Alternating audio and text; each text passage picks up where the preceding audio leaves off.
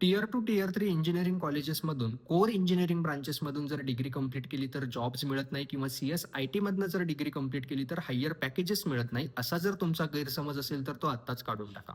कारण NTPCची recent recruitment जर तुम्ही बघितली तर ते mechanical, instrumentation, electrical, electronics, computer science आणि इन्फॉर्मेशन टेक्नॉलॉजी या इंजिनिअरिंग ब्रांचेसमधनं BE BTech कंप्लीट केलेल्या विद्यार्थ्यांना हायर करताय. तब्बल 515 जागांसाठी ही भरती होते. इथे तुमचं सिलेक्शन हे गेट 2025च्या स्कोर कार्डच्या माध्यमातून होणार असून इथे तुम्हाला E1 लेवलची सॅलरी मिळणार आहे. म्हणजे तुम्हाला महिन्याला 80 ते 90 हजार रुपये हा स्टार्टिंग पगार मिळणार आहे.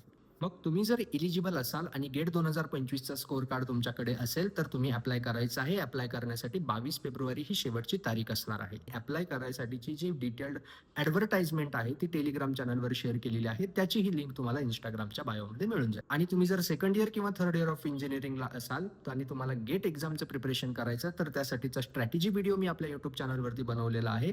त्याची लिंक तुम्हाला इंस्टाग्रामच्या बायोमध्ये मिळून जाईल.